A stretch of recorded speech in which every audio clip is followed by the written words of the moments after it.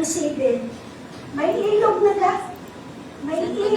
ganap sa bayan ng Diyos, sa banal na templo, ligaya at dulot. Ang tahanan lungsod ay di masisira. Ito ang tahanan ng Diyos na dakila. Purihin po ang Panginoon, tunay nga po na sa presensya lamang po ng ating Panginoon na makakaranas po tayo ng tunay na kagalakan. No? Kasi alam niyo po yung kagalakan ng sanlibutan pansamantala lang po yan. Pero yung kagalakan na nagpumula po sa ating Panginoon, sinabi na po nito, katulad ng ilog na walang hanggan. Kaya purihin po natin ang Panginoon at sa sandali po nito tayo po ay tumayo at tayo po ay manalangin. Purihin ka, Panginoon. Lord, maraming salamat po, Panginoon, na tunay nga, Lord, na sa presensya niyo lamang kami may tunay na kagalakan at sa aming pagpupuri at pagsamba sa inyo, Panginoon. Tunay nga, Lord, na makita namin, Panginoon, gaano po kayo kadakila sa buhay ng bawat isa sa amin. Lord God, maraming salamat po, Panginoon, sa umaga nito na kami po ay naririto. May taglay na pag-iingat na nagmumula po sa inyong Panginoon. Salamat po, Ama, na sa aming pagpupulat at samba. Kasama namin kayo, Panginoon. Ang banal niyo po Espiritu, Panginoon, siya po kilos sa kalagitnaan ng bawat isa sa amin. Lord God, patuloy po kami na nagtitiwala na kayo po ang Diyos na magbibigay sa amin ang tunay na kagalakan sa mga sandali po ito. Pinupuri po namin kayo at pinapasalamatan. Ito po ang aming sama at dalangin sa pangalan po ng aming Panginoong Jesus. Amen.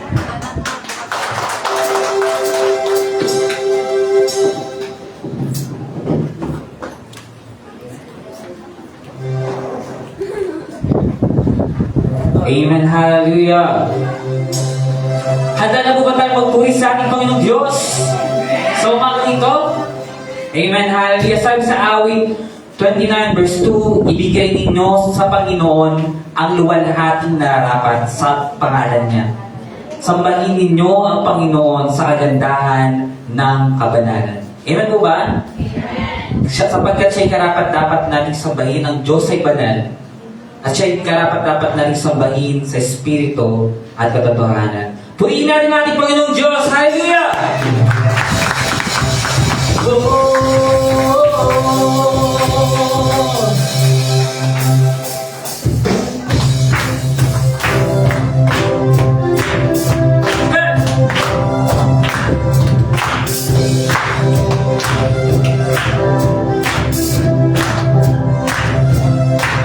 Magalangin ko, O Diyos, sa iyo'y amin. Ika'y papurihan sa kalangitan.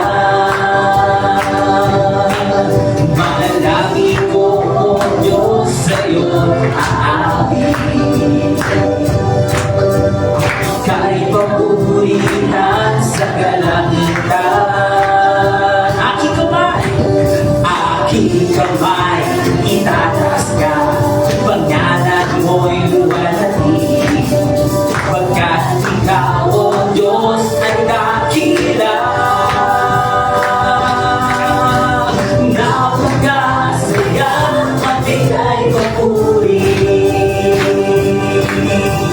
Tapos na lahat na naramdaman.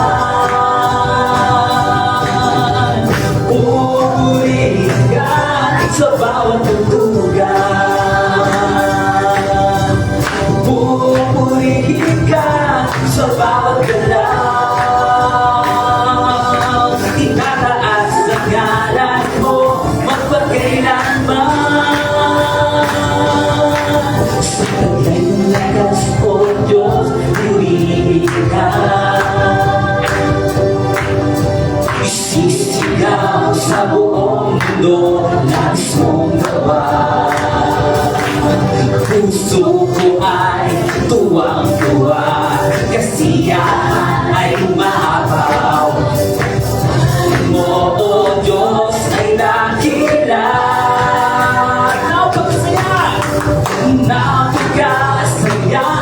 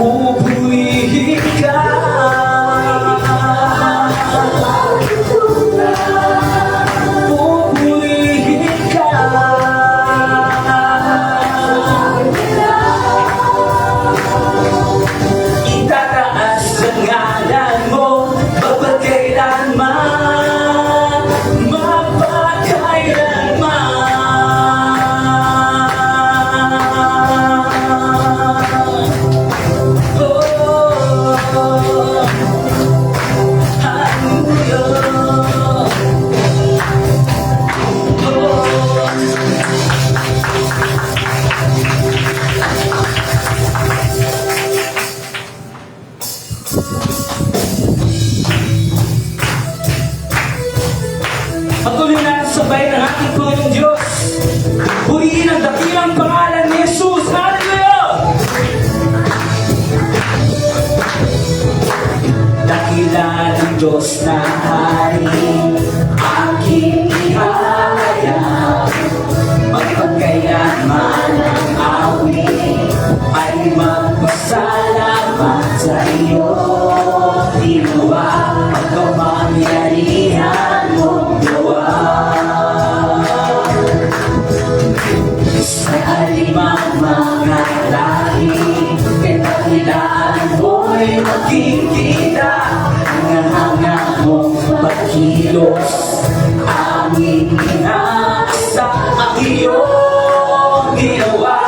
Magkapangyarihan mong gawa. Pupurihin ka, sa iyo ay sasamba. Walang hanggan, pag-ibig mo'y maranasan. Ikaw ang aming dakilang Diyos, sa lahat ay hanayag. Katapatan at kadakilaan mo, Jesus.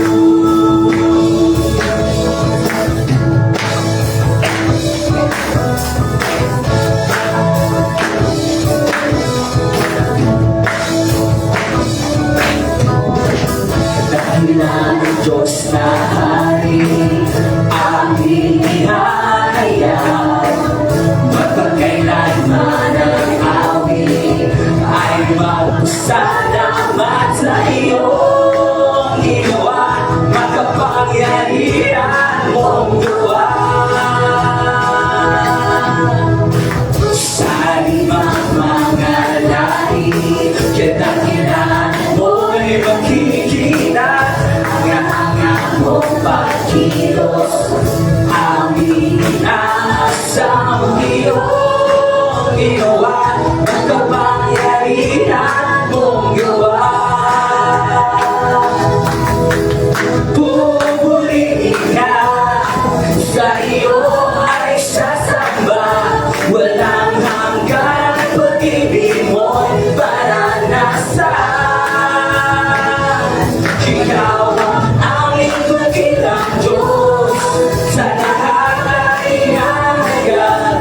Katapatan at kadakilaan mo, Jesus.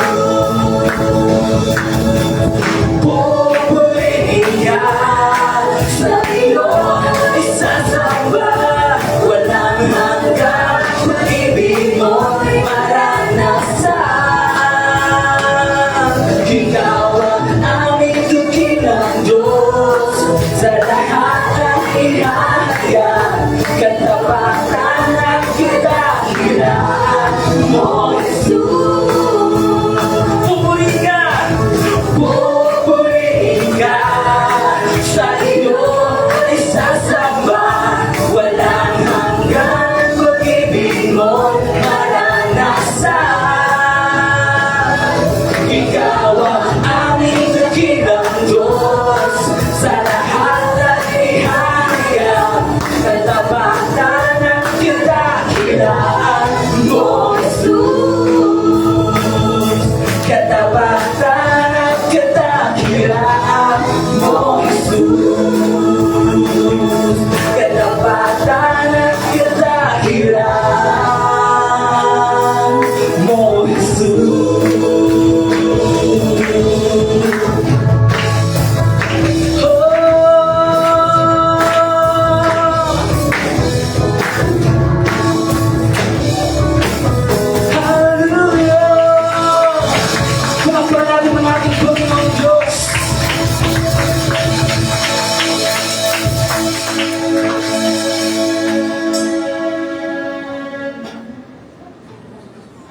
So God, wala namang Panginoong hihigit pa.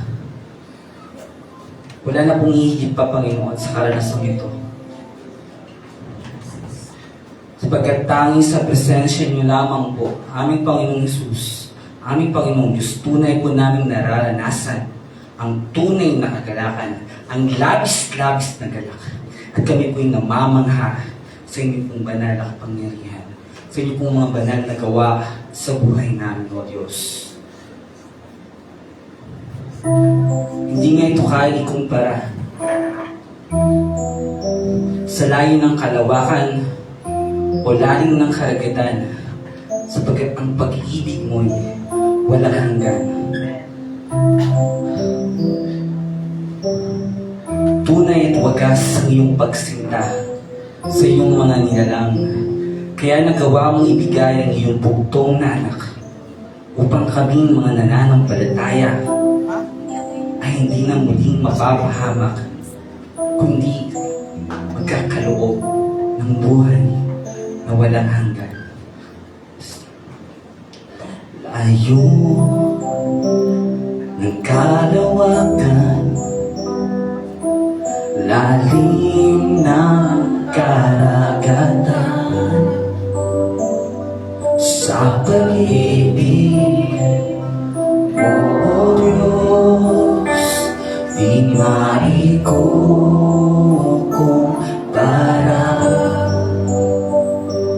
Kamaraya'y hindi inahintana dahil sa wagas na pagsinta.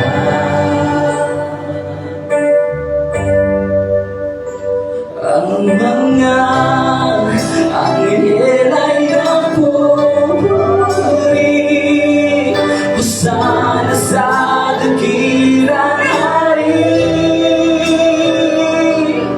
Iyong likha'n nagbubunyi, papuri ng sanibong salin.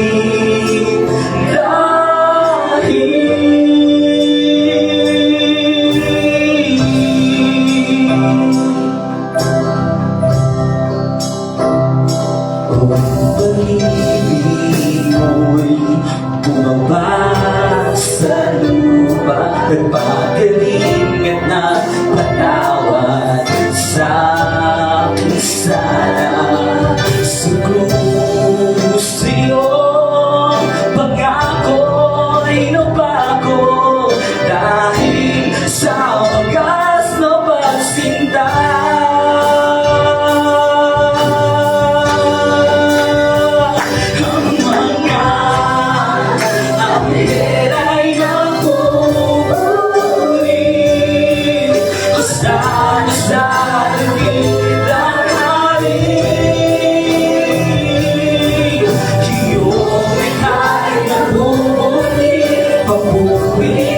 Sa libong sa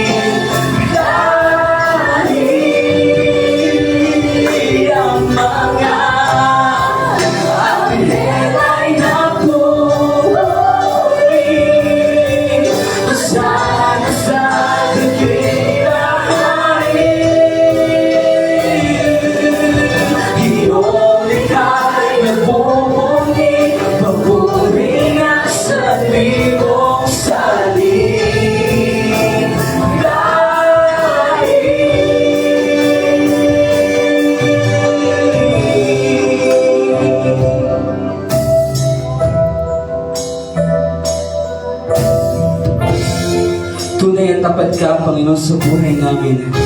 Mula pa sa aming mga ninuno hanggang sa panahon ito. At hanggang sa mga susunod na sari-lahi, pupurihin ang ngalan mo, aming Panginoong Jesus. Palakpakan natin ang ating Panginoong Diyos. Hallelujah!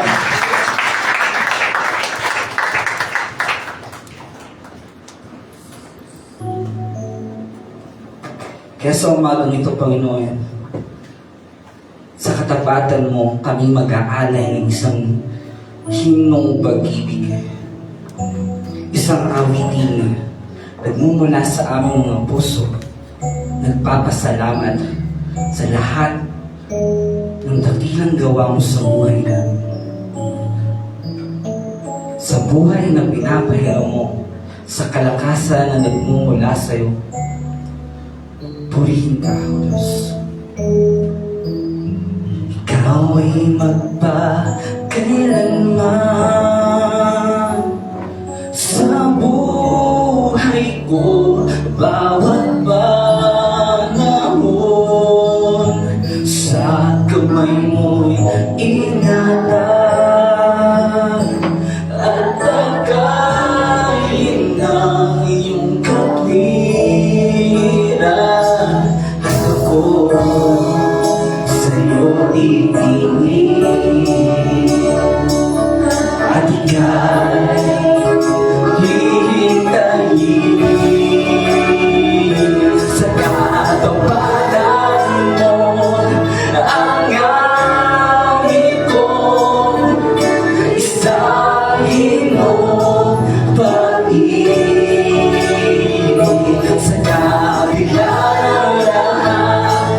Sanang bisig mo at hindi ka bibigyan kailanman.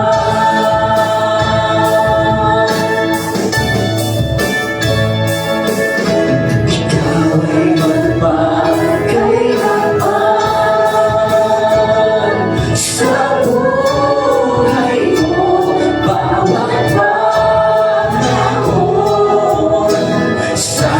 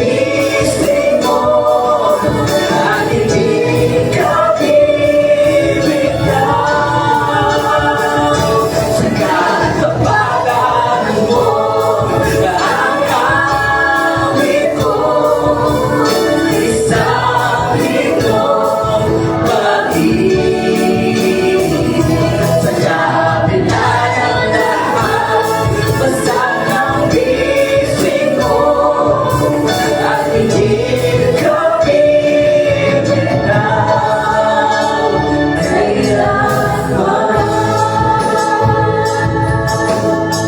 Yes. Sa kabila ng aming mga pagkukulang, Panginoong Diyos, sa kabila ng aming mga kasalanan, sa kabila ng aming mga kahinaan, sa kabila ng lahat, hindi mo kami binitawan. Hindi mo kami sinukuan, Panginoon. Hindi ka nagsawang magtiwala sa amin. Na muli kami babalik sa iyo. Na muli kami lalapit sa iyo at tatawag sa pangalan mo. Tunay ang katapatan mo, Panginoon. Wagas ang pag-ibig mo, ang pagpresenta mo sa bawat isawan. Kaya sa umagang ito, hayaan mo kaming magpuri, sambahin ang ngalan mo. Hallelujah.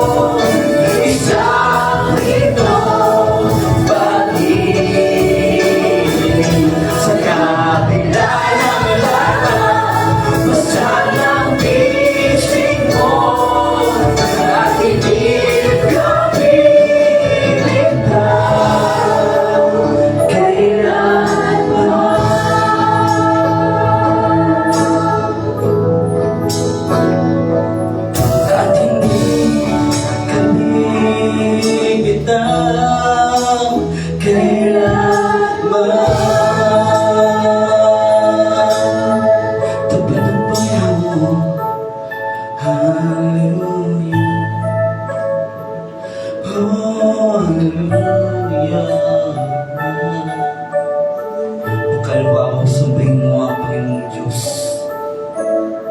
Sambahin natin ang ating Panginoong Diyos. Ialin natin sa Kanya ang lahat ng sa atin. Oh, hallelujah.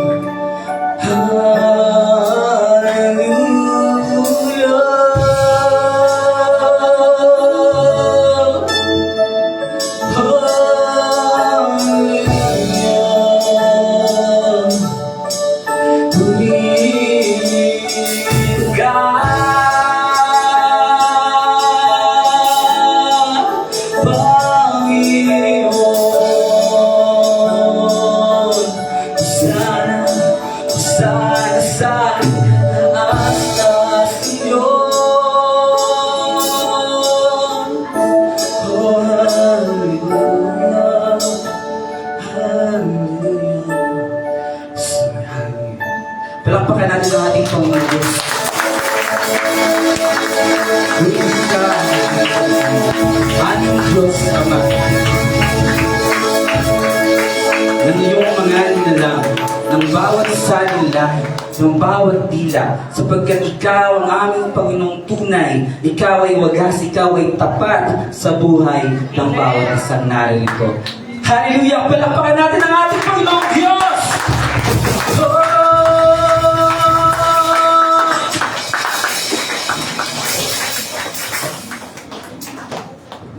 Praise the Lord. Hallelujah. Okay. Alam ko po na lahat po tayo nagagalak at nabibless sa Panginoon. So, kailangan din po natin share yung kagalakan na yan sa bawat isa. Let's give each one another. Share the love of the Lord. And habang tayo napupuno ng labis na galak mula sa Panginoong Diyos. Amen? Hallelujah!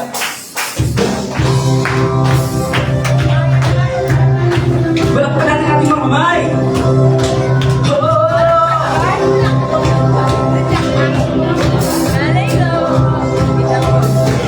Manalangin ko, O Diyos, sa'yo aawit. Ika'y pagpurihan sa kalangitan. Manalangin ko, O Diyos, sa'yo aawit. Ika'y pagpurihan sa kalangitan. Aking kamay itaas ka, pangalan mo'y panalig. Pagkat ikaw, O Diyos, ay dakila. Napakasayang magbigay papuri. Labis na lang na naramdaman. Pupurihin ka sa bawat lugar. Pupurihin ka sa bawat galaw. Itataas ang ngalan mo magpagkailanman. Sa taglay lakas, O Diyos, purihin ka. Isisigaw sa buong mundo, labis kong gawa. Puso ko ay luwag-luwa, kasiyahan ay umaapaw. Katapatan mo, O Diyos, ay dakila. Napakasayang magbigay papuri. Labis na kailan na nararamdaman. Pupurihin ka sa bawat tugtugan. Pupurihin ka sa bawat galaw. Itaas ang ngalan mo magpagkailanman.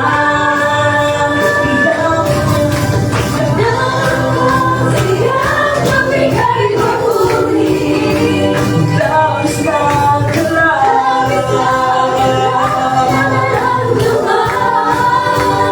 Pupurihin ka.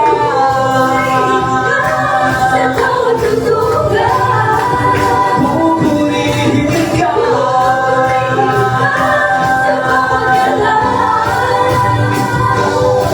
Itaas ang ngalan mo magpagkailanman.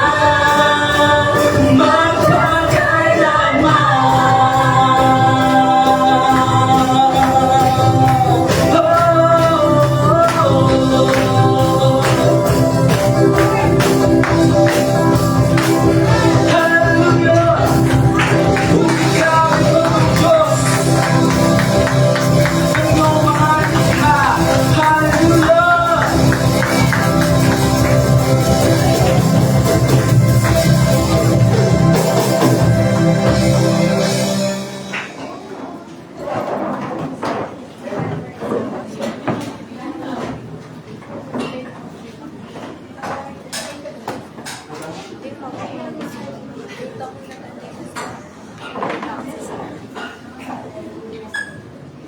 Amen. Purihin po ang Panginoon.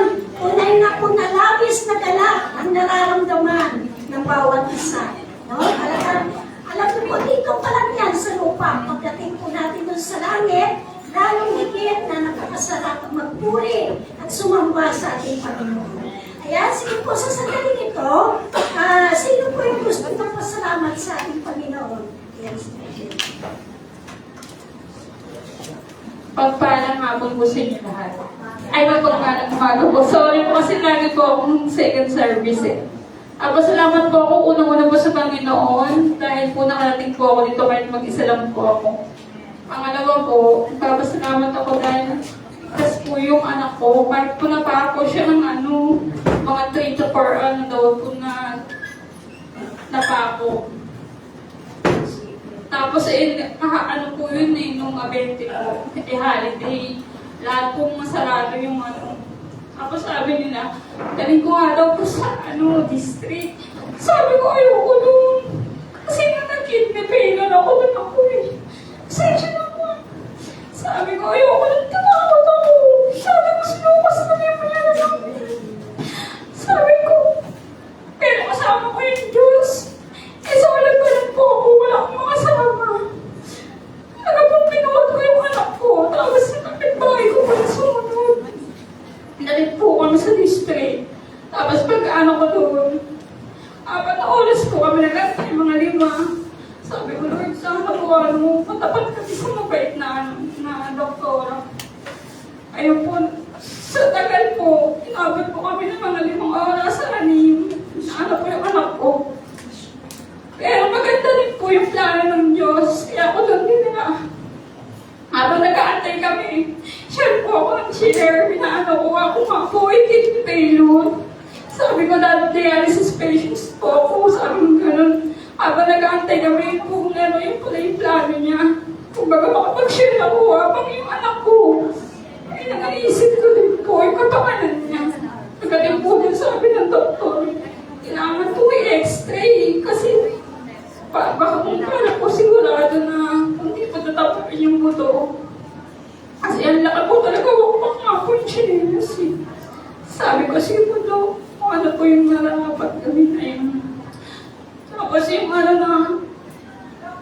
sabi niya, pakinggan, sabi niya gano'n. Sabi niya, nasa tatay ng pakinggan niya man yung sabi ko po. Sabi ko, sulat ka na po. Sabi niya, oo, napakinggan ka na ni Lord. Sabi niya gano'n. Ligtas na yung anak mo, hindi siya. Kaso nga ng injection natin ng identidad. Sabi ko, sige po, ano pong nararap. Ayun nga po, naging naman po, successful. Nagpapasalamat po ko sa Panginoon. Dahil nagamit niya din po ako doon. Na nakapag-share din po ako. Nakaligtas po yung anak ko. At nakapunta po ako dito. Ay po, may kalamdaman ako. Nakabiyahe po ako mag-isa. Salamat po dahil tinutulungan niya ako. Na makapag-isa na po, hindi na po kakasa sa iba. Basta stand firm lang po tayo, magtiwala tayo sa Kanya dahil nalalapit na po talaga yung pag-aaral. Maraming salamat po sa iyo. Mas po ako po. Yan po rin po, Panginoon. Tunay nga po na patuloy po tayo magtiwala sa ating Panginoon na siya po ang Diyos na nagpapagaling. At hindi niya po tayo iiwan o pababayaan. Kaya purihin po natin ang Panginoon. Sino pa po? Wala. Ako magpapasalamat ako sa Panginoon. Sobrang galak na nararanasan ko kasi bago talaga naranasan yung kagalakan na yan, ang daming pagsubok dinaanan ko at dumating sa panahon na sinabi ko, Lord, suko na ako, ayoko ng Panginoon. Alam niyo po kung saan pala tayo nangihina, doon tayo palalakasin ng ating Panginoon. Naalala ko po yung panaginip ko na yung maraming puno, dinala ko sa isang lugar na maraming puno, nakatayo silang lahat, pero parang patay na kasi wala na sila mga dahon. Sabi ko, Lord, kawawa naman sila, ipanalangin ko. Alam niyo po, nung pinanalangin ko, nagkalawan isa-isa, nagiging tao. Naalala ko yung buhay ko, sabi ko, Lord, parang nangihina ako. Pero ako pala yung pinapalakas mo. Alam mo po, napakabuti ng Panginoon.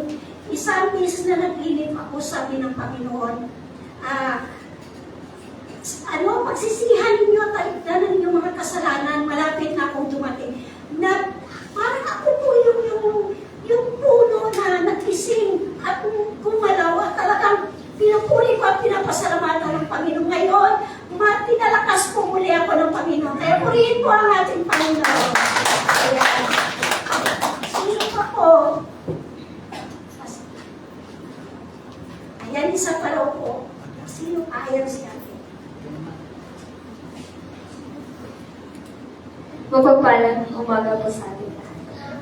Gusto ko rin po pasalamat sa Lord yung pag-iingat niya sa amin sa araw-araw. Tsaka tuwing mag-church kami, naalala ko na po yung kasi nung mga nakaraang linggo po, na talagang inaano ko po na sabi nga ni Lord na mapalad yung mga inahapin. Kaya ipagpasalamat natin sa Diyos kasi hindi pa rin niya tayo pinapabayaan. Kasi nung mga nakaraang linggo po, yung asawa ko po, sobrang haba po ng pasensya. Pero talagang napuno na po siya. Ang tagal niya pong tiniis yung, actually po, tito niya po yun. Talagang tiniis niya po yung lagi po siya pinapagalitan sa biyahe. Yung wala naman po siyang ginagawa, para pinagbubuntungan po siya ng galit. Dahil po, pahinante lang po yung asawa ko. Ang nangyari po, hindi po siya nagsasabi sa akin kung anong nangyari. Pero, hiningi ko kay Lord yung pag-unawa na ibigay ko sa kanya. Pinakiramdaman ko lang po siya. Hanggang sa nabasa ko po sa messenger na ganun po yung nangyari na pinag-iinitan siya ng tito niya na parang minamaliit po siya. Kasi pahinanti lang siya, ginagawa kung ano po utos. Lagi pong may pasigaw. Sabi niya, hindi ko na kinaya. Ayaw po niyang patulan, ayaw niya mawalan ng respeto doon sa tito niya. Kaya sobrang pinagpapasalamat ko po na talagang ang haba ng pasensya binigay ni Lord sa kanya. Andun po yung pag-aalala na ay hindi po na ano sa akin na hayaan mo na kasi hindi naman tayo papabayaan ni Lord. Nandun po yung pag-aalala ko sa kanya na syempre nag-iisip din po yung asawa ko kung anong kakainin namin, anong gagastusin namin sa araw-araw. Andun po yung nag-chat yung ate niya na kamusta. Nakwento ko po yung nangyari. Andun po yung sabi ng ate niya na sige, papautangin ko na muna kayo. Kasi marunong na po siya mag-drive. Ang ginawa po ng ate niya, pinahiram po kami para po malakad yung license ko. Kaya thank you Lord dahil ngayon po na-aprobahan po, driver na po siya. Kaya yun ang pinag-thank you ko talaga kay Lord na hindi niya kami pinabayaan. Kaya ngayon po, nagda-drive na siya. At talagang andun po yung galak ko na hindi talaga siya pinabayaan ni Lord sa sobrang haba ng pasensya niya. Andun po yung kabutihan ng Lord na binigay niya sa amin. Talagang sabi ko, kahit umiyak man ako ng araw na yun na hindi niya nakikita, alam ko yung sakit sa puso ng asawa ko na ganun po yung ginagawa sa kanya ng kamag-anak niya. Sabi ko, hayaan mo, ipagdasal na lang natin sila na huwag mangyari sa kanila yung ginagawa nila sa atin. Kaya pinupulit pinasalamatan ko, Panginoon, lalo na po sa tuwing linggo na mga kapag-church kami dito. Minsan wala pa akong pamasahe, pero pinuprovide ni Lord. At yun po yung pinapapasalamat ko na hindi niya pinapabayaan yung mga kasister ko. Sila po lagi kong kasama. Kahit yung anak ko po, ginigising ko po talaga siya, binubuhat ko, gigisingin ko siya, sabi ko, nakabili ka na ng bawal, mag-church tayo.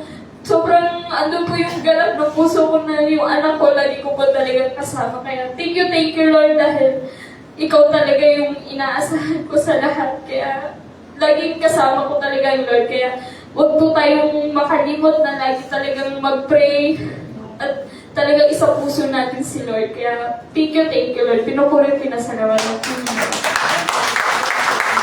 Ano yung proyekto ang Panginoon? Tulad nga po na sinabi niya ng Panginoon na mapalad yung mga aba na wala nang inasahan mo din ating Panginoon. Kasi talagang ipagtatanggol sila ng ating Panginoon. Kaya purihin po ang Panginoon. At sa sandaling po ito, ihanda na po natin yung ating mga sarili para ibahagi po ang salita ng ating Panginoon. At tinatawagan ko po si Pastor namin.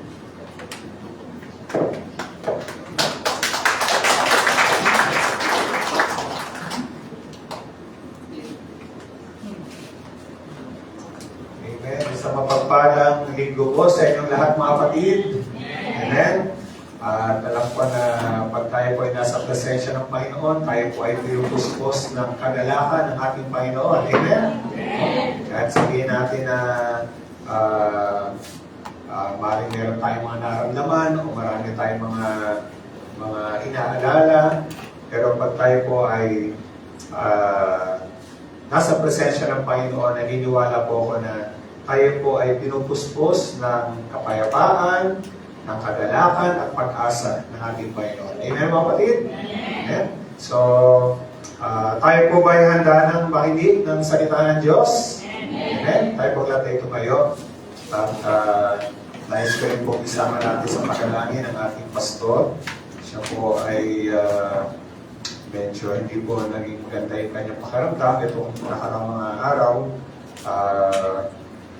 ngayon po ay sabi niya ay medyo mahina para yung kanyang pakiramdam. No? Kaya isama po natin sa panalangin. At maaaring meron din po sa atin ngayon na may mga pagsubok sa kalusugan. Alam ko na meron po tayong mga kapatiran na talagang lately din ay nagkakasakit. No? Pero naniniwala po katulad sinabi niya ni Susan kanina na kapag tayo po ay mahina, no, yan pong kahinaan na yan ay maaaring sa physical, maaaring sa ating kalooban, maaaring sa spiritual. Tayo po ay palalakasin ng ating Panginoon. Amen?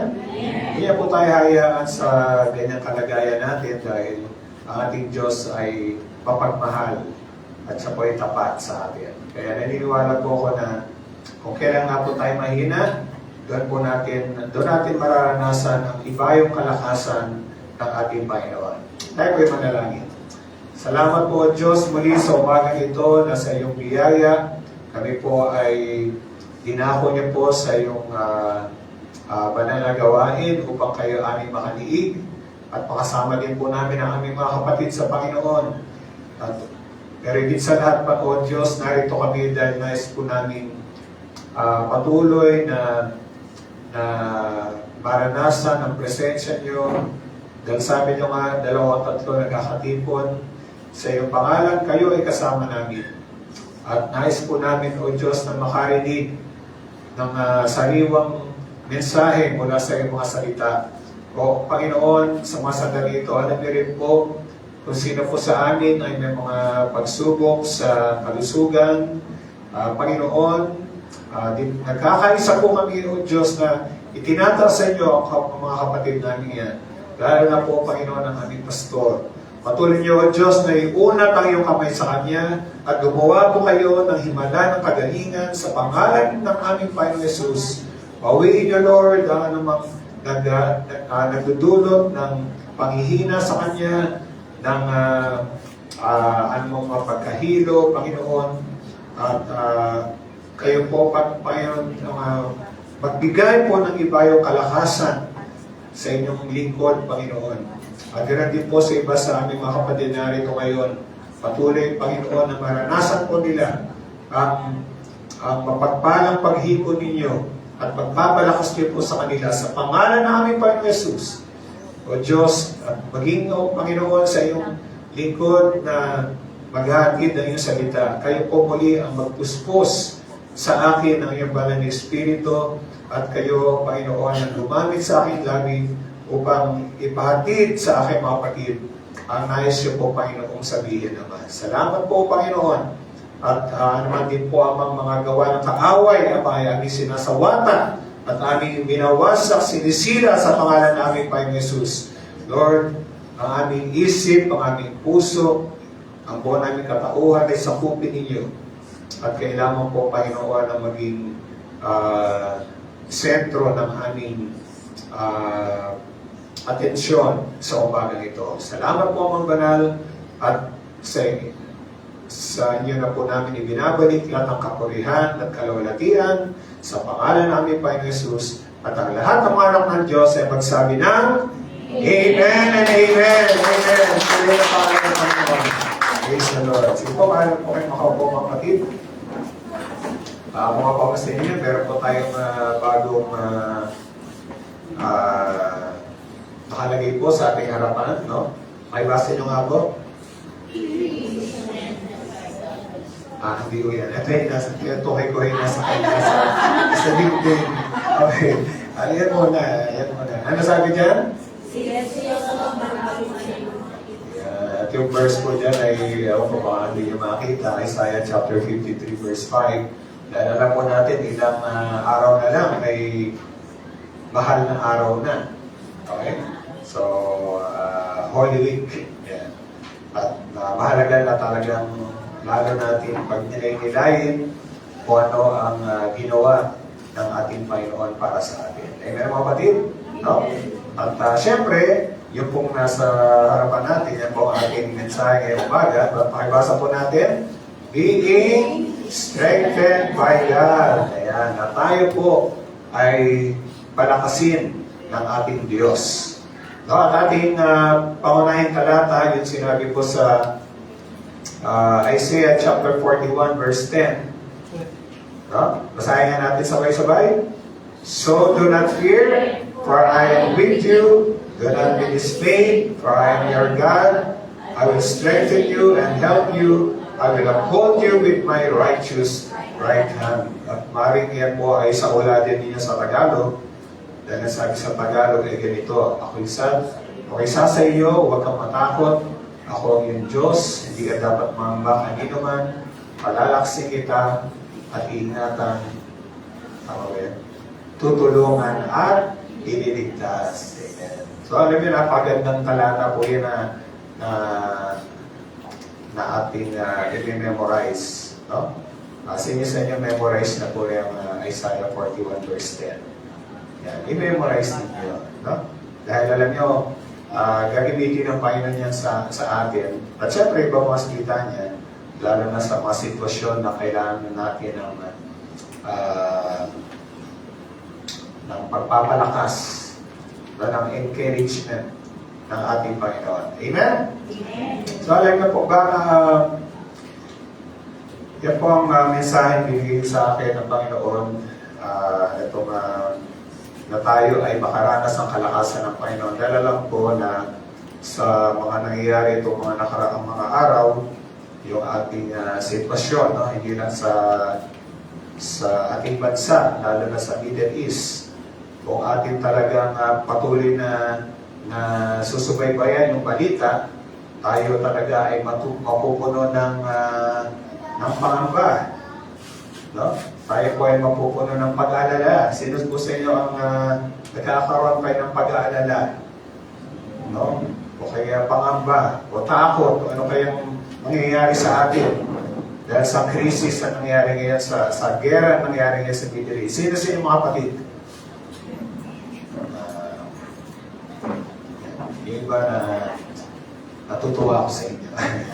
Kasi kahit ako, pag tinitingnan ko yung mga balita, siyempre hindi may iwasan. Nagkakaroon tayo ng pag-aalala. Diba? Kasi, siyempre, alam natin na sa loob lang ng 2 linggo ay ang gasolina ay umabot na ng mahigit 100. No? Ang diesel. No? Actually, mas mahal pa ang diesel sa gas. No? Yan po ay alam namin dahil nagkakarga po kami ng gasolina sa ating van. Mga 2 weeks ago, ang gasolina ay wala pang yung binibilihan po natin na medyo mura. Wala pang 50 pesos per liter. Pero, biro nyo ngayon, dumoble na. No? Dumoble na. Maring mas mataas pa dyan. Nakikita ko yung ibang mga presyo sa mga gasolinahan. At syempre, pag tumaas ang presyo ng gasolina, tataas ang presyo ng mga bilihin. Dahil syempre, yung mga bilihin, inaangkat yan. So, kailangan bawiin yung mga umaangkat, yung dagdag na gastos nila sa gasolina. So, ipapatong nila doon sa kanilang mga produkto. Amen? At syempre, tataas din ang pamasahe. No? Although dito sa Metro Manila, medyo parang di pa yata tumaas yung iba, no? Pero lalo na sa mga provincial buses, malaki rin ang tinaas. No? So, hindi natin alam kung ano pang mangyayari sa hinaharap.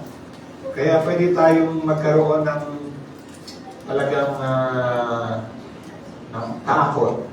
No?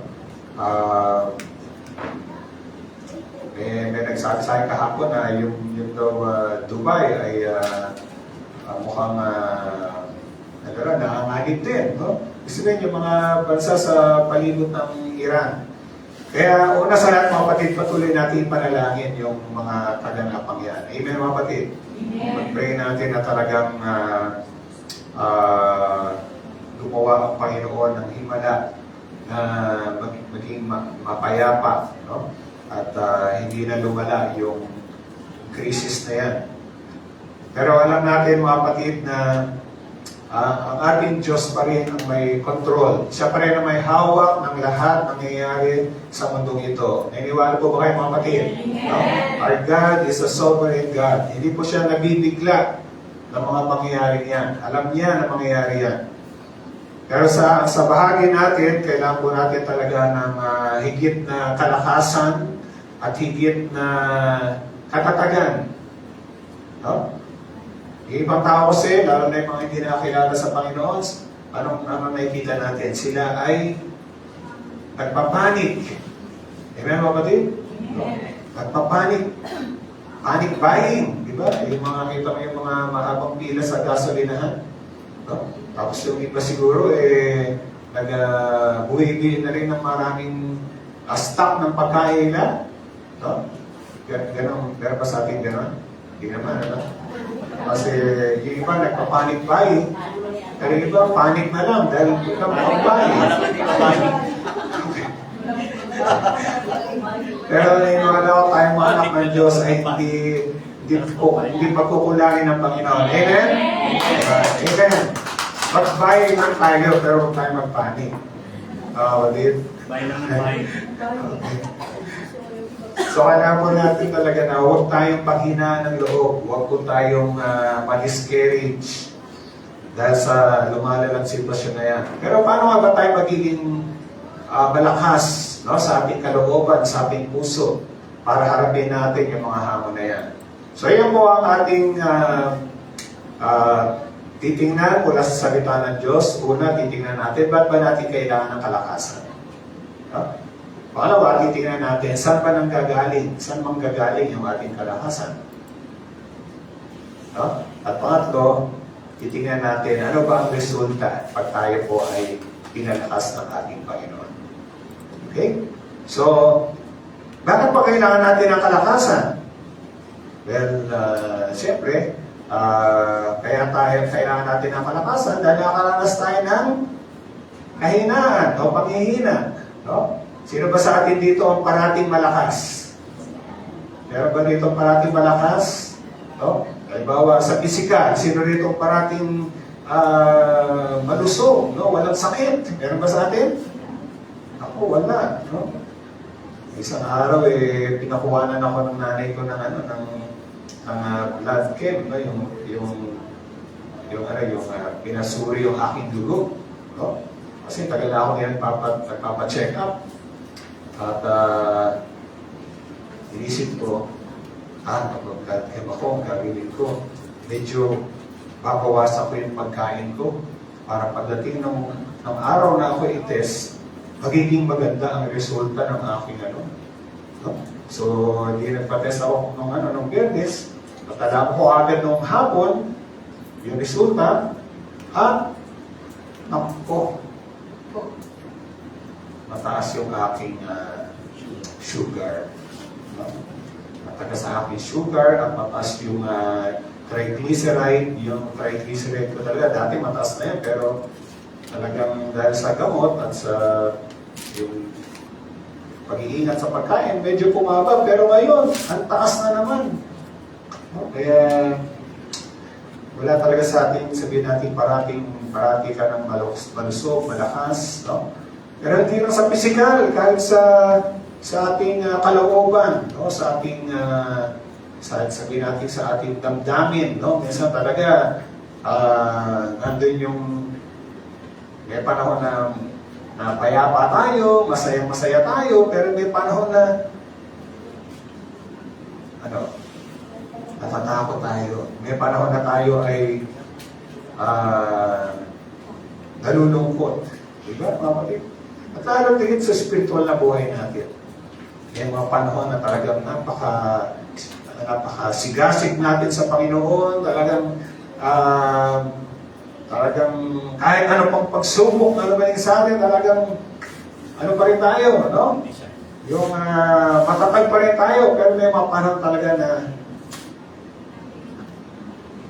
nangihina tayo. Nadadaig tayo ng kaaway, no? Ng ating mga kahinaan. So, kailangan po natin ng kalakasan. At ang kalakasan, para lang medyo mabigyan tayo ng kahulugan nito, sa Lumang Tipan, pag sinabing strength, ang ibig sabihin ito ay the ability to effect or produce something. Ikaw ay may kakayanan na ikaw ay makagawa ng isang bagay. Siyempre, pag ikay malakas, may magagawa ka. Amen, kapatid? No? Pero pag mahina ka, halos hindi ka makakilos, halos hindi ka makaganap ng dapat mong gawin. At sa Bagong Tipan, alam niyo, ang kalakasan, ito ay nangangahulugan ng kapangyarihan. No? Power. Kaya, actually, yung dalawang yan, yung kalakasan at kapangyarihan ay parang hindi mo rin mapaghiwalayan. Sa Biblia, pag sinabing kalakasan, pwede ang ibig sabihin nito ay kapangyarihan. No?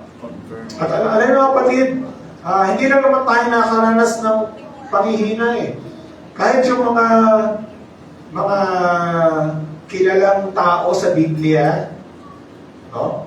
Na tinitingilaan natin, halimbawa, sila Moises, no? Sila David, sila Propeta Elias, no? Maging yung mga disipulo ng ating Panginoon. Alam niyo ba, sila rin nakakaranas ng kahinaan? Amen? No? Katulad din natin sila. Nakakaranas sila ng depression. No? Yung sobrang kalungkutan. Diba? Nakakaranas sila ng kawalan ng pag-asa. No? Si Propeta Elias nga so sobrang panghihina niya, sinabi niya, sana mamatay na lang ako. Propeta na yan, ha? Wala pa naman siguro sa ating nakapagsabi ng gano'n, ano? O maaaring minsan sumasabi sa isipan natin sa sobrang bigat ng problema. O kaya, kabalisahan. Naranasan nila yan. Pero sa magandang tanong, ano kaya yung mga dahilan o yung mga factors na nagdudulot ng kahinaan sa atin? Ano ba yung mga bagay na pag ito ay naranasan natin, talagang nanghihina tayo? O kaya nababalisa tayo? Nanlulumo tayo? Ano kaya yung mga bagay na yan? Now, sa pag-aaral ko na sa gitna ng Diyos, meron lang akong nakita ilang bagay. Una, pag may nangyari sa ating hindi maganda, no? Lalo na mga hindi inaasahang pangyayari. Halimbawa, biglang alaman mo, meron ka palang malalang sakit. Di ba? O kaya biglang yung mahal mo sa buhay ay biglang na-aksidente. No? O kaya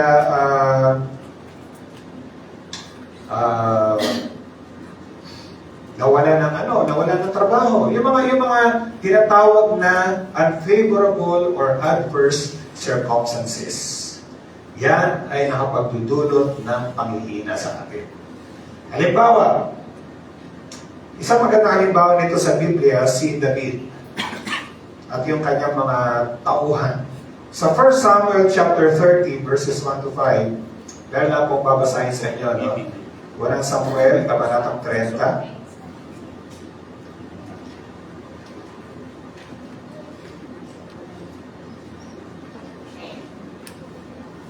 Sabi rito, ikatlong araw na nang sina David ay makabalik sa Siklag, yung Siklag ay isang lugar na pansamantalang tinirahan ni David. Dahil nga alam natin siya ay nagtatago, no? kay Saulo. Sabi rito, samantalang wala sila, lumusob ang mga Amalesita at sinunog ang buong bayan. At wala silang pinatay isa man, ngunit biniyag nila ang mga babae, matanda, bata. Nang dumating nga sila David, sunog na ang buong bayan at wala ang kani-kanilang asawa at mga anak. At dahil dito, hindi nila mapigilan ang pag-iinagpis. Napasigaw sila ng iyak hanggang sa mamaos. So, imagine nyo, no? Yung nangyari, wala sila David at yung mga tao niya, meron silang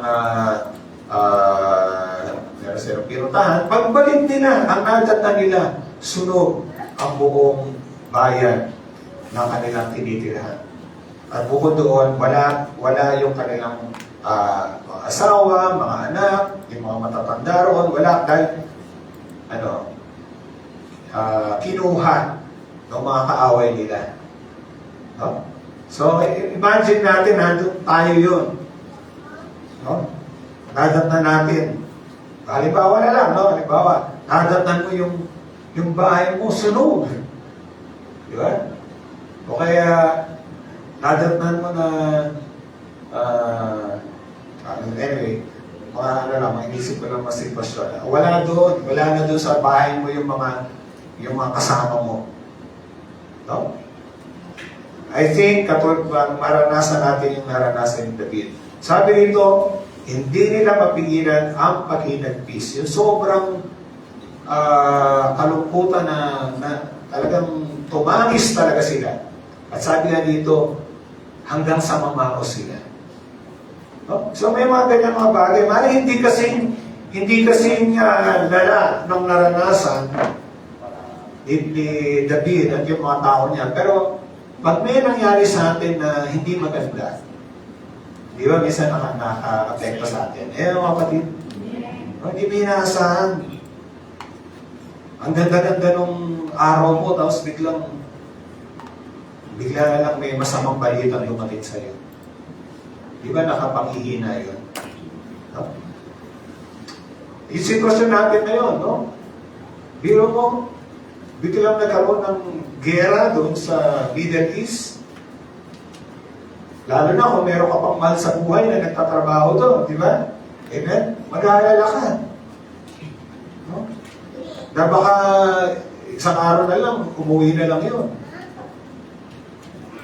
Dahil nakanganib yung buhay niya. Yung mga ganyang mga bagay, kung di talaga tayo magpapakalakas sa Panginoon, pwede tayong maapektuhan. Pwede tayong magkaroon ng kabalisan. Masyadong pag-aalala.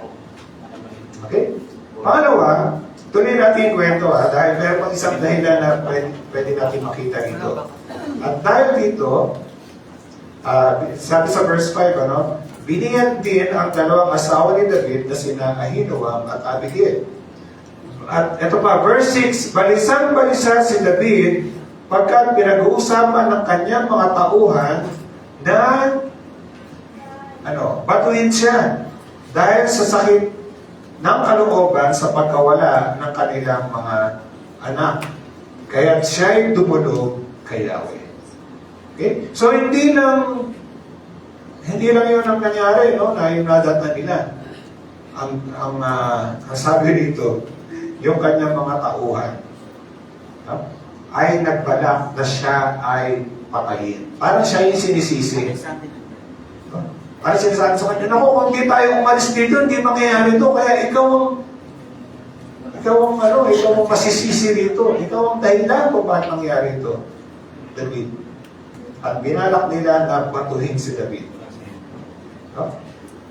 Kung tayo nasa lugar ni David, ganoon din ang maramdaman natin. Mababalisa tayo. Dahil may mga taong nagtatangka sa buhay natin. So kung halimbawa, ang tawag natin dyan ay mga negative attitudes or actions of people. Bigla-bigla na lang, yung ibang tao ay nagkaroon ng hindi magandang pakikitungo. No? Hindi magandang damdamin tungo sa iyo. No? At hindi lang attitude, action. Meron silang ginawang hindi magandang aksyon laban sa iyo. No? Parang ikaw ay pinagbintangan, parang ikaw ay pinagsalita ng di maganda, no? Parang may pinakita ng di magandang ugali sa harapan mo. Amen? Naranasan niyo ba yung mga kapatid? Naranasan niyo yan? Di ba? Di ba pag tayo may taong parang sabihin natin hindi tayo in good terms, no? Kaya hindi maganda yung relasyon mo sa tao. Hindi ba nakapanghina yun, di ba mga kapatid? Kasi kung gusto natin, kanmari, payapa maayos. Pero bigla na lang, may mga hindi magandang pakikitungo yung ibang tao sa iyo. So dito, naranasan to ni David. Pero alam niyo kapatid, siguro kaya ko sinama itong verse, itong binasa ito, no? Sa verse 6. Dahil ang maganda rito sinabi, kaya siya ay dumulog kay Yahweh. David found strength in the Lord his God. Ibig sabihin, nung yun ay nakita niya yung pagbabanta ng mga tao sa kanya, ang ginawa niya kagad siya ay lumapit sa Panginoon. Amen? Amen. Oh. Alam niya kung saan siya hihingi ng tulong. Alam niya kung saan manggagaling yung kalakasan niya. Alam niya na tanging ang Panginoon lang talaga makakatulong sa kanya sa mga sandaling yan. At sabi diyan, siya ay dumulog. Naniniwala ko ang ginawa ni David talaga siya ay pumunta sa isang sabihin natin yung secluded na lugar, no? Nag-iisa lang siya at ang ginawa niya siya ay nakipag-usap sa Panginoon. Sinabi niya kay Lord kung ano yung sitwasyon niya, kung ano yung naramdaman niya, at nakinig siya sa piling ng Panginoon sa kanya. At dahil doon, siya ay pinalakas ng ating Panginoon. Amen, mga kapatid? Amen? Kaya kung meron ganyang biglang mga hindi magandang pangyayari o kaya hindi magandang pahingitungo ng ibang tao sa iyo, ang una pala natin dapat gawin, lumapit tayo agad kay Lord. At doon tayo palalakasin ang ating Panginoon. Merong isang awit. Actually, hindi naman ito sinulat ni David. Pero naalala ko lang itong awit na to dahil baka familiar din kayo dito. Sa Psalm chapter 42, meron diyang paulit-ulit na sinasabi. No? Sabi doon, why my soul are you downcast? And why so disturbed within me? So itong sumulat nito, actually ang nakalagay sa ibang Bible, ito daw ay, di ko alam kung sila yung sumulat nito, yung mga anak ni Korah, no, sons of Korah. Pero, ito ang sinabi nila. Nasabi nila, sinulat nila, bakit ako nalulungkot? Nabahala ng mainam. Sa Diyos ako may tiwala, siyang aking aasahan. Diyos na tagapagligtas, muli ko siyang aawitan. Alam niyo, paulit-ulit na binabanggit. Iyan. Nung sumulat ito, why are you downcast, O my soul? Why so disturbed within me? Put your hope in God, for I shall yet praise Him. Now, siguro tanong, bakit ba siya sumulat o bakit nila sinulat ito? Dahil sabi sa verse 9, sabi dyan, sa Diyos na sanggalang ko, ganito ang aking wika, bakit ako nilimot mo akong pusa, bakit ako nagdurusa sa kamay ng masasama? Yun. Dahil nga may mga taong parang nagiging kaaway nila. No? Hindi naman nila inaaway, pero inaaway sila. Amen? No? Tayo mga Kristiyano, hanggang maaari, huwag tayo makapag-away. Amen? No? Yung ibang tao, pwede na tayong awayan, pero huwag mangyayari na sa atin magsisimula ang away. No? Okay mga kapatid? No? Gising pa ho ba kayo mga kapatid? Amen! Tingnan niyo mga kapatid niyo, mga katabi niyo. Tingnan niyo. Ayan. So gising pa sila? No? Ako, medyo malalim yung ating lugar. Okay? Pero, yeah. Okay. So, pangatlo, pwede rin itong maging sanhi ng panghihina natin. Yung mga espiritual na atake ng ating kaaway. Sino ang ating kaaway? Ha? Hindi si Aling na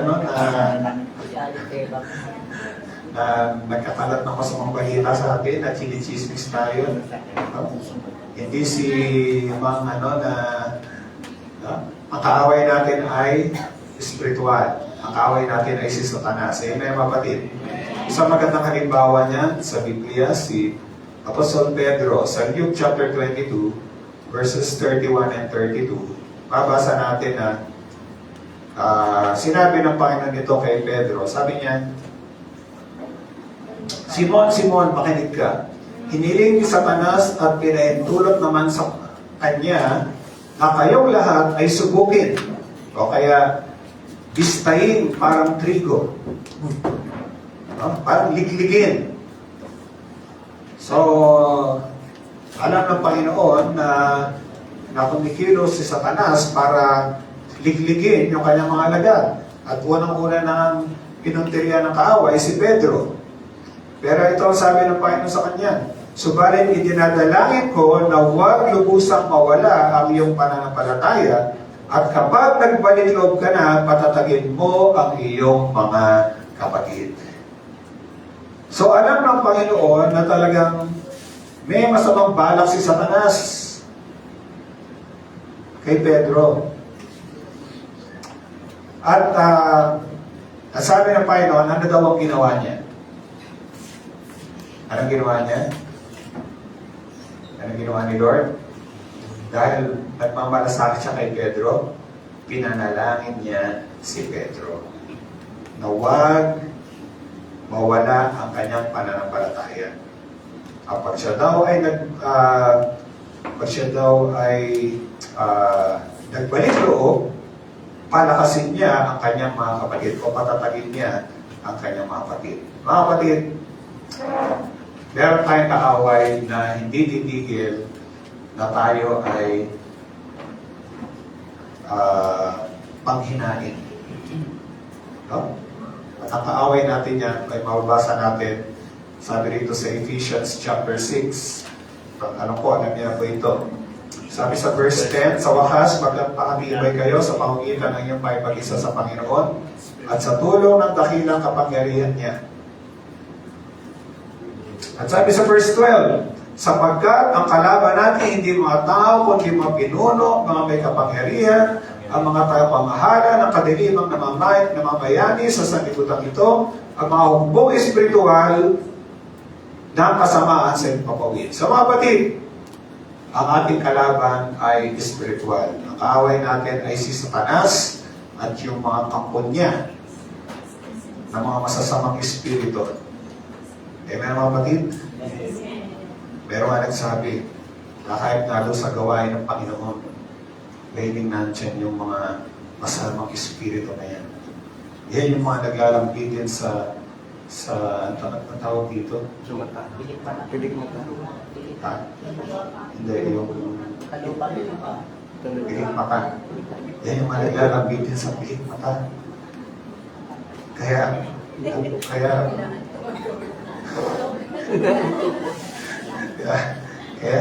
tayo ay unti-unti na pumipikit. No? Sabi lang naman nila yun, pero hindi ko pa napatunayan yun. Baka naman talaga na galing ka sa trabaho, no? ang sleep mo ay panggabi at tumuloy ka rito at talagang hindi maiwasang makatulog. Amen? No? Pero, seriously, ang mga atake ng kaaway sa atin ay pwede magdulot ng kahinaan sa atin. Lalo na pag tayo ay nagpatalo sa kaaway natin. Okay? Pero hindi lang yung mga outward, tawag ko dyan ay mga outward factors. Yung mga dahilan na nanggagaling sa labas. Pwedeng ang panghihina natin ay galing mismo sa atin. Ano yun? Pwedeng tayo ay nanghihina dahil sa ating mga tinatawag na personal na pakipagbaka. No? Yung personal struggle natin. Kasi, syempre, kaya tayo po'y nakakilala na sa Panginoon, nandiyan pa rin yung tinatawag na yung old nature natin, yung flesh, na nakipagbaka sa Espiritu ng Panginoon na nasa atin. Pero naniniwala po ako na hindi kailangan na manaig ang laman. Dahil sabi nga sa kanyang salita, tayo ay mamuhay ayon sa Espiritu at mapagtatagumpayan natin ang laman. Pero, halimbawa, pagbigay ako ng para maunawaan natin, no? Sa Lumang Tipan, merong isang tauhan, ang pangalan niya ay si Asaph.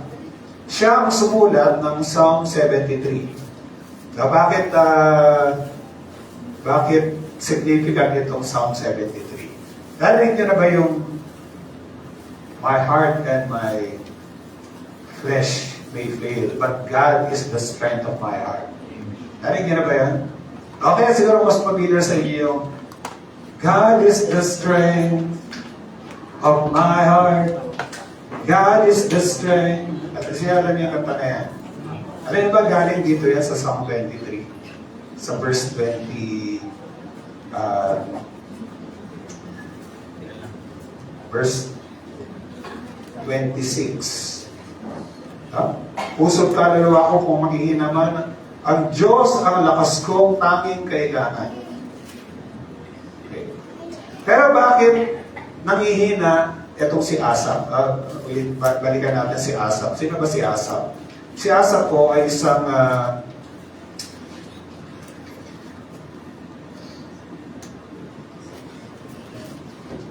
isa po siyang Levita, no? At siya ay pinili ni Haring David para maging chief musician sa temple, si Asaph. So, isa siyang manunugtog sa templo ng Panginoon. No? Hindi ko alam kung siya ay drummer. No? Hindi mo wala pa na siguro drum nun eh. Pero alam niyo, nung panahon ni Haring David, meron na yung mga tatlong uri ng instrumento. Yung merong mga tinatawag na string, wind, at saka isa may tawag sa isa. Yung mga drums na yan yung tawag dyan percussion. Meron lang ganyan nung panahon ni Haring David. Ito, mga modern na lang to. Anyway, hindi natin ko alam kung anong hawak ng instrumento, pero manunugtog itong si Asaph. Pero ang nangyari kay Asaph, sabi sa Psalm 73, sabi sa verses 2 and 3, ngunit ang sarili halos madupilas nang ako'y matapak sa lupang madulas. No? Ay, hindi ibig sabihin na nakatapak siya sa maputik na lupa at halos madulas siya. Pero tinutukoy niya doon ay muntik na siyang madulas sa kasalanan. Bakit? Sabi sa verse 3, pagkat sa palalo'y inggit akong pusa at sa biglang yaman ng mga masasama. Nainggit siya. Nainggit siya, nakita niya, ay, sino ba yung masasama? Sino yung mayaman? Amen? No? Siguro kung meron na ng panahon ni Asaph ng mga blood control, baka doon siya nainggit, di ba? Ay, buti pa itong mga ano na to, mga contractor na to, di ba? Mahigi pa itong mga ano ng DPWH dito, parang Bilyon-bilyon ng pera. Diba, nakakaingit naman ako. Hirap na hirap ako. Ganon si Asaph. Nung nakita niya yung masama na sila ay yumayaman, nainggit siya. At sabi nun, halos madulas na daw siya. No? So, ibig sabihin, nandun yung kahinaan niya na nagkakaroon siya ng inggit. Sino sa atin nakakaramdam ng inggit? O kaya nakakaramdam ng selos? Taas ang kamay. O, huwag na tayong mahiya. Hindi ka kaya mahiya, taas yung kamay niya. Pero nakakaramdam tayo yan. Amen? No? Pwede tayo makaramdam yan. Ano yan eh? Kahinaan natin yan eh. Ay, isa pa, si Pablo. Sa Romans chapter 7, verses 21 to 24. Pero basahin ko na lang yung verses 22 to 23 dahil bilis pala ng oras, magkano na. Sabi dito sa, tingnan niyo yung sinabi ni Pablo.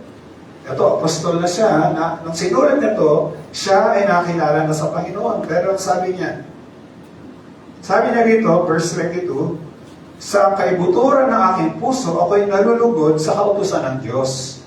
Subalit, nararamdaman kong may ibang tuntunin sa mga bahagi ng aking katawan, at ito'y salungat sa tuntunin ng aking isip. Dahil dito, ako'y naalipin ng kasalanang nananaan sa mga bahagi ng aking katawan. No? Okay? So, nagkakaroon siya ng gusto niyang sumunod sa Panginoon. Pero, para daw merong naglalaban sa kanyang katauhan. Merong sumasalungat sa kanyang hangarin na sumunod kay Lord. At yun yung tinatawag na flesh o yung ating lumang pagkatao. Hindi napatayan, hindi nawala yan nung tayo tumagang kay Lord. Pero, unti-unti tayo binibigyan ni Lord ng kalakasan at ng tagumpay sa pamamagitan ng kanyang banal na Espiritu. Ay, mga kapatid? So, kung ito si Pablo, naranasan niya yung pakipagbaka na yun sa sarili niya, ganoon din tayo. Pero, meron may isang dahilan, at ito mas seryoso sa una. Yung una kasi may pakipagbaka ka lang eh. Pero itong pangalawang dahilan, natalo ka. No? Nagpadala ka sa iyong kahinaan. Yung tinatawag natin mga personal failures. Yung mga personal na pagkabigo o personal na pagkakamali. Di ba kanina na nasabi natin, si Pedro ay nakaranas ng pag-atake ni Satanas. No? Pero anong nangyari sa kanya? Hindi ba si Pedro ay nagpatalo sa kaaway? No? Actually, ang ginamit ng kaaway kay Pedro yung takot. Kasi nung may mga taong nakilala sa kanya habang ang Panginoong Jesus ay dinakip at nililitis, may mga taong nakilala sa kanya. Sabi ko, kilala natin ito ah. Isa to sa mga disipulo ni Jesus. Diba? Natakot siya, ganili sila. Ako, baka kung anong gawin nila sa akin. Kung yung Panginoon na, hinuli nila, ano kayang gagawin nila sa akin? Kaya 3 beses, ang sabi sa Matthew chapter 26, verses 69 to 75.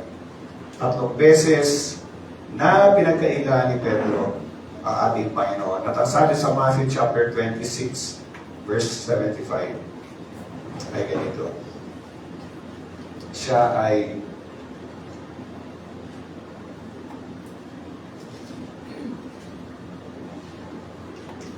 at naalala ni Pedro ang sinabi ni Jesus, bago tumilaok ang manok, makaitlo mo ako itatatwa. Lumabas siya at nanangis ng buong kapahitan. So dahil si Pedro ay pagpadala sa bukso ng kaaway, alam niya nagkasala siya. Siya ay nanangis. Alam niya kasi na nagkasala siya sa Panginoon. At naniniwala ko, noong mga panahon yun, talagang nanghina si Pedro. Nanghina si Pedro to the point na parang gusto niya bumalik na lang sa pagiging mangingisda. No? Lalo na nung namatay ang Panginoong Jesus, talagang iniwala ko na talagang sobra yung kanyang kawalan ng pag-asa ng masandali. At isang halimbawa rin sa Biblia, sa lumakipan si Samson. Ilan niya si Samson? No? Ilan si Samson? Di ba? Napakalakas si Samson. No? Kaya niyang patayin ang leon sa kanyang kamay. No? Kaya niyang ipulin yung kanilang mga kaaway, kahit ilan pa yan, kahit daan-daan pa yan. Pero, ano ang nakatalo kay Samson? Si Delilah. Diba? So, alam natin yung kwento sa Judges chapter 17, o 16 verses 17 to 21. Hindi natin babasahin lahat. Pero nung sinabi na niya, kay Delilah ang sikreto ng kanyang lakas, na pag ang kanyang buhok ay ginupitan, mawawala ang lakas niya. Dahil sa paulit, Delilah at panunukso sa kanya, nasabi niya tuloy yung sikreto ng kanyang kalakasan. At dahil doon, nasabi dyan, hinuli siya ng mga Pilisteo, dinukot ang kanyang mga mata at dinala siya sa Gaza. Siya ay tinalik. At hinayaan lang siyang gumiling ng trigo sa kulungan. So talagang, eto, makikita natin, yung talagang physical na panghihina. At yung spiritual na panghihina na rin ni Samson. Alam yung marami pang ibang dahilan na pwedeng magdulot ng panghihina sa atin. Pero gusto ko lang sabihin ito, mga kapatid, dito ako magtatapos. Salamat sa Panginoon. Dahil meron tayong Diyos na siya ang nagsabi na siya ang ating kalakasan. Meron tayong Diyos na nagsabi na palalakasin niya tayo. Pangako niya, God, the source of our strength is God Himself. He Himself is our strength. Ulit-ulit na sinasabi sa Biblia yan, that God is my strength. Isang halimbawa yan sa Exodus chapter 15 verse 2.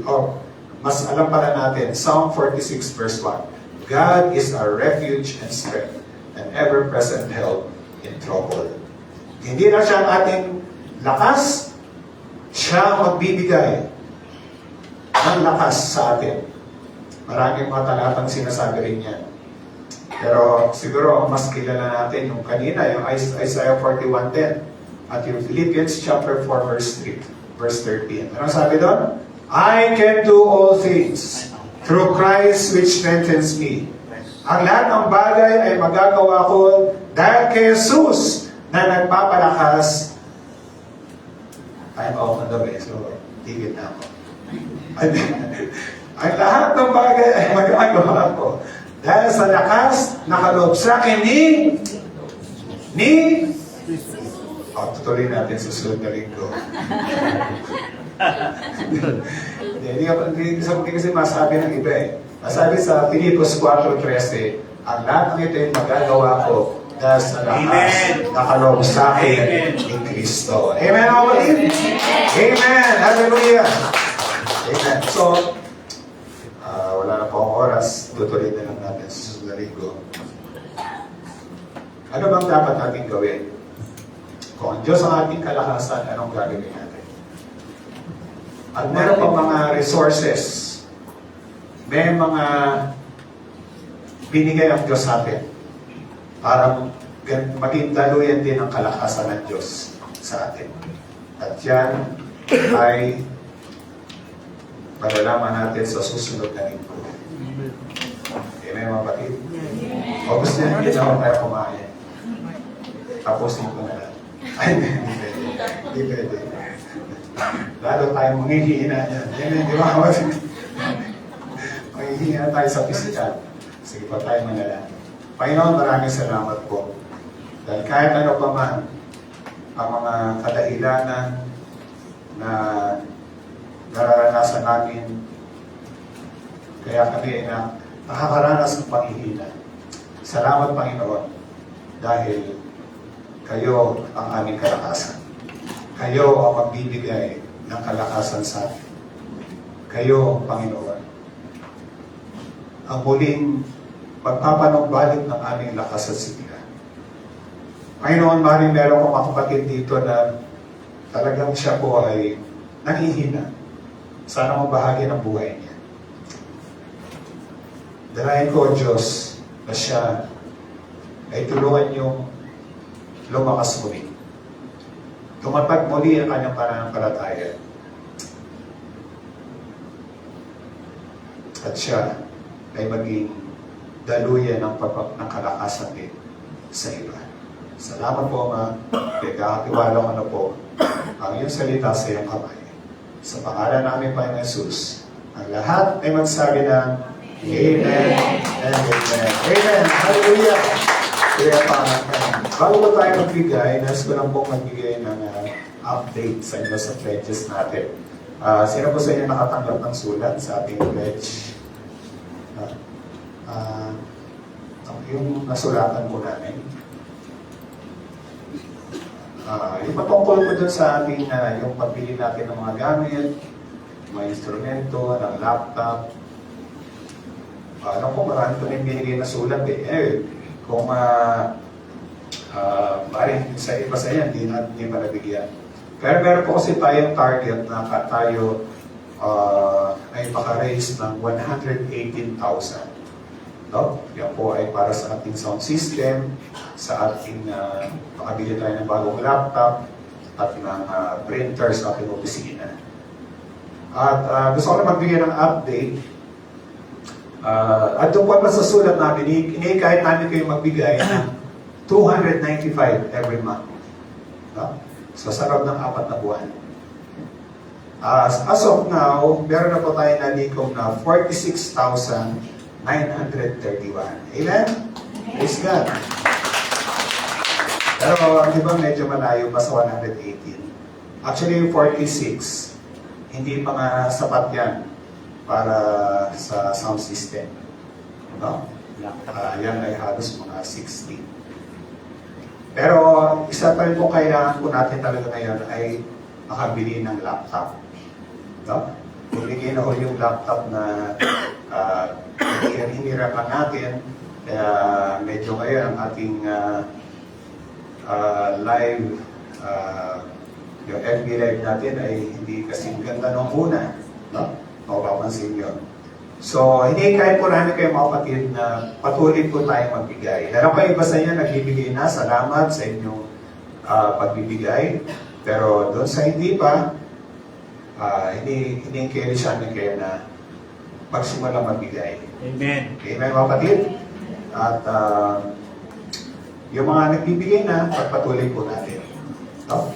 Pwedeng humigit kayo doon sa amount na binigay natin. So, yun lang po mga kapatid, patuloy natin pagtulong-tulungan yan at iniwala ko na mahal sabihin niya rin, Pastor, wala akong masyadong mabigay.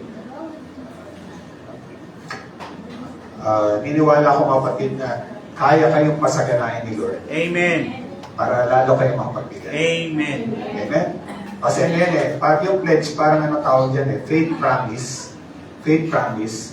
Ibig sabihin, wala ka pa nung halaga na yan, pero nagtitiwala ka kay Lord na kaya niyang ibigay yun. At pag binigay niya yun, ibibigay mo. O kaya sabihin natin hindi yung kahit hindi pa buo, pero pag kasi nagbigay tayo sa gawain ng Panginoon, lalo tayong pagpapalain ni Lord Amen? So, yun lang po ang aking encourage na sa inyo. At makinig po tayo sa paalala sa atin sa pagbibigay.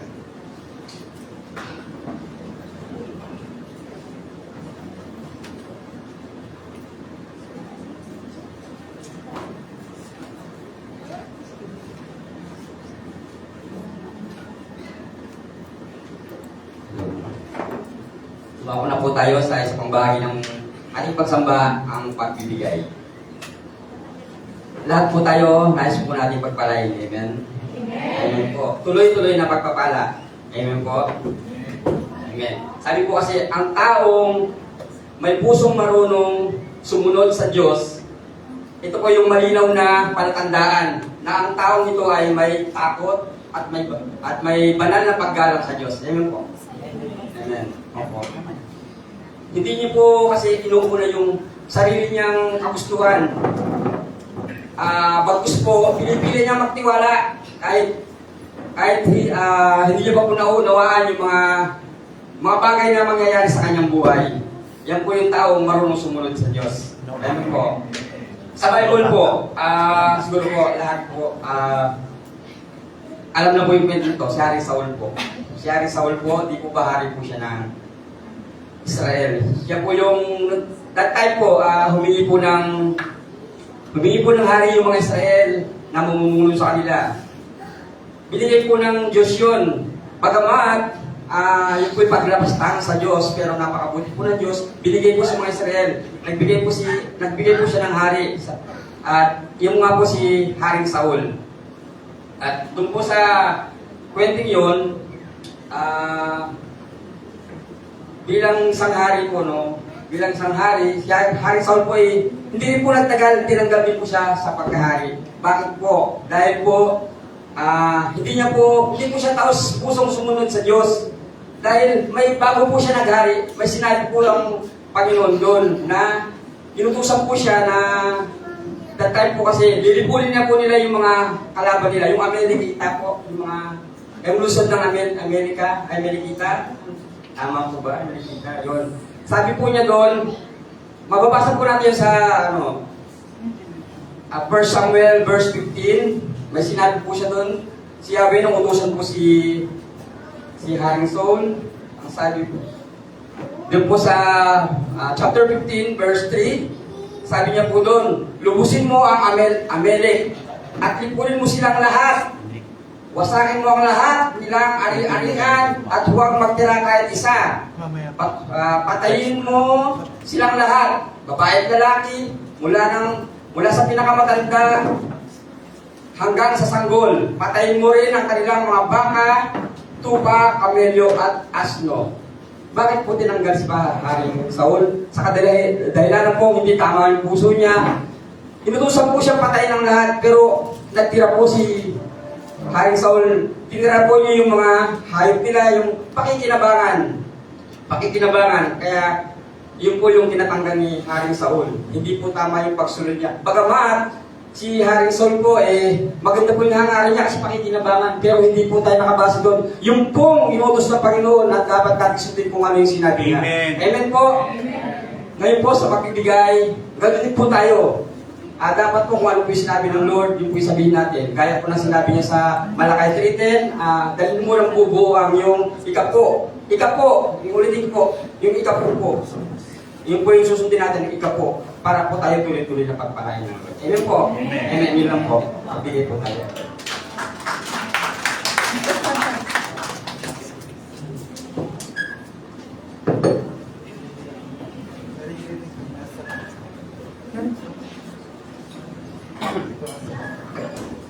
Bagamat naaawit ko na to, pero ito'y base sa pagkatin pambibigay. So, kailangan talagang dapat tandaan natin ang awiting ito. Kasi po, sabi nga dito sa awiting ito, ano man ang kailangang ihandog natin sa Panginoon. Bukod sa ating pagbibigay, ikaw ang tunay na handog na dapat ibigay sa Panginoon. Amen?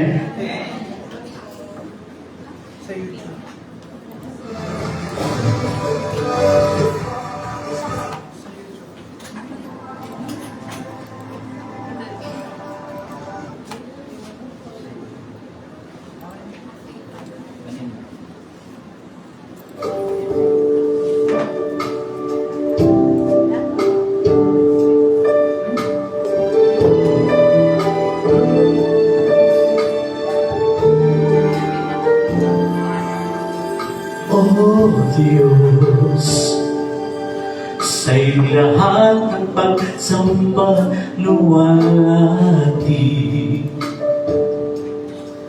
maging ang pinakamainam kong awit ay aawitin sa iyo. O Diyos, maging ang isipan ay pagharian mo, at sa aking puso ay hindi na maglaho aming pag-ibig sa iyo.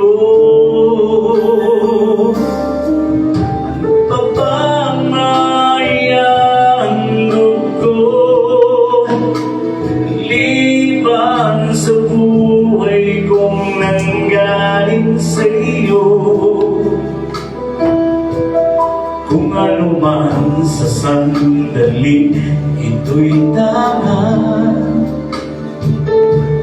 at mga bagay na tinuring kong yaman, ito hindi pa rin sapat sa alay na nararapat sa iyo.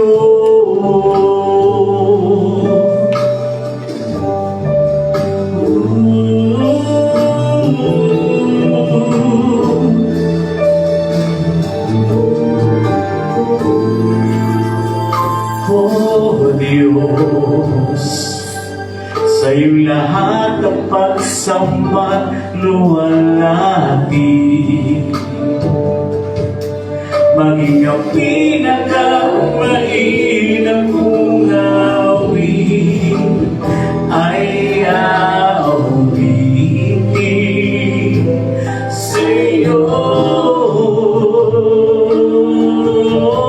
Diyos, maging ang isipan ay pagharian mo, at sa aking puso ay hindi na maglaho tanging pag-ibig sa iyo. Mapagmayandog ko, liban sa buhay ko'y nanggaling sa iyo, kung ano man sa sandali ito'y nangan, at mga bagay na tinuring kong yaman, ito'y hindi pa rin sapat sa alay na nararapat sa iyo.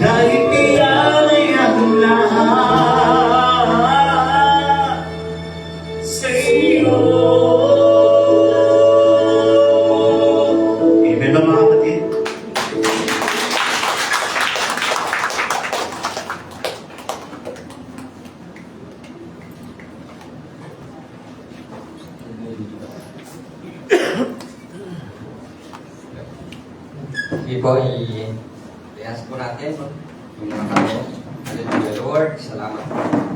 Salamat sa buhay na ito na yun na yung nangako sa iyo, Panginoon. Dalayan lang po, Panginoon, na sa aming pagsunod, Panginoon. Tulungan po kami, Panginoon, na laging bukas palan kami, Panginoon, na magbigay. Hindi lang po, Panginoon, sa iyong basang bilang, Panginoon, sa mga tao na kailangan. Dahil sa mo nga po, Panginoon, na ang pagbibigay po namin, Panginoon, nagpapakita sa iyo, Panginoon, ng pagsunod po namin, Panginoon. Kaya, Lord God, dalangin ko po na ang bawat sa tulungan mo nga po, Panginoon, na makasunod at makapamuhay ng naayon sa kalooban. Lord, dalangin ko rin po, Panginoon, na nawa ito pong kaloob ng aking mga kapatid nito, Panginoon, ay maging kagamit-gamit, Panginoon. At kayo na rin po, Panginoon, siyang bahalang magpala sa mga anak mo na patuloy na sumusunod ng bibigay sa iyo, Panginoon. Maraming salamat po. This is my prayer. Amen. Amen.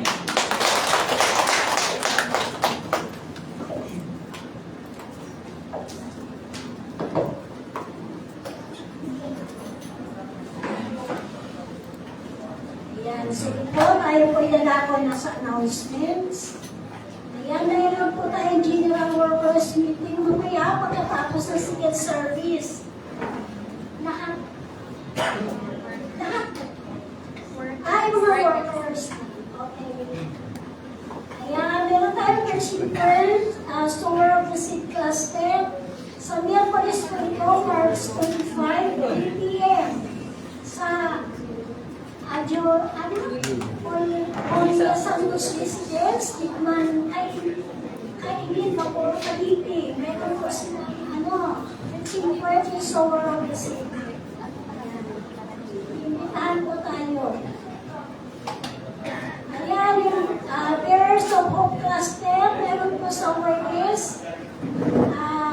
May cluster fellowship po sila sa March 26, 3 p.m.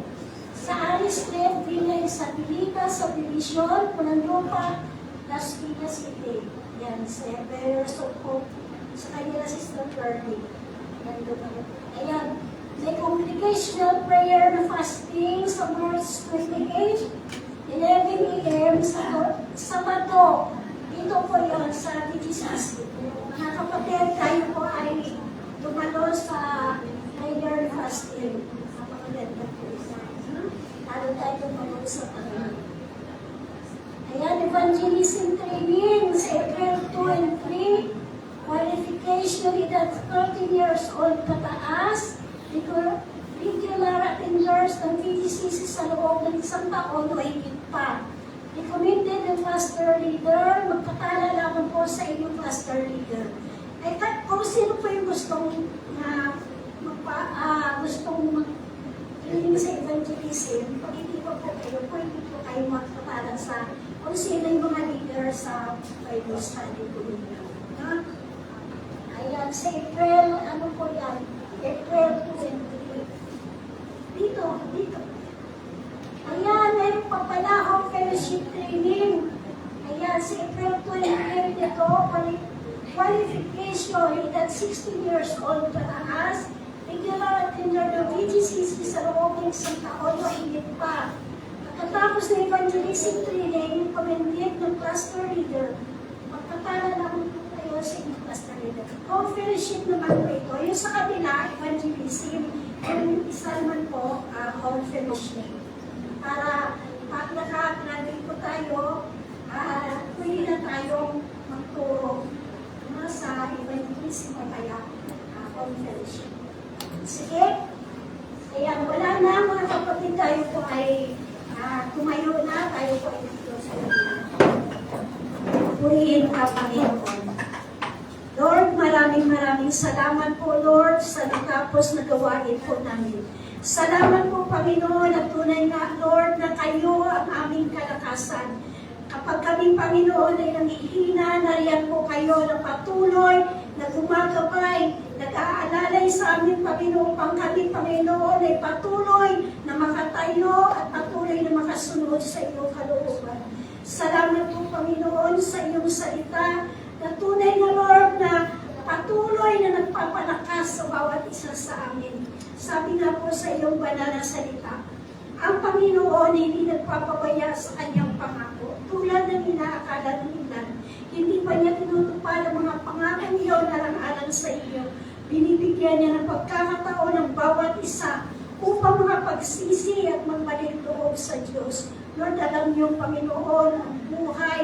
Alam niyo, Panginoon, ang puso ng bawat isa sa amin. Dalangin namin, Panginoon, patuloy niyo po ingatan ang aming pananampalataya. Na dumating man po kayo sa anumang oras, Panginoon, handa kami na haharap sa iyong presensya. Pagpalain niyo nga po ang bawat isa. At ang aming pananampalataya sa inyong Panginoon, patuloy niyo pong palakasin, patuloy niyo pong palaguin, Panginoon, at patuloy na magtiwala sa inyong Panginoon. Lord, maraming salamat po, Ama, at dalangin namin, Panginoon, kung paano niyo nga po kami dinala sa lugar na ito, na taglay ang pag-iingat, ganun din po ang pag-uwi ng bawat isa. Pagpalain niyo po yung mga kapatid namin na uuwi sa mga oras na ito, nadagdan nila kanilang mga mahal sa buhay na naroon, ang kagalakan, ang kapayapaan, at patuloy na pag-iingat na nagmumula po sa inyong Panginoon. Salamat po, Lord. Pinupuri po namin kayo at pinapasalamatan. Ito po ang aming samot dalangin sa pangalan po ng aming Panginoon Jesus. Amen.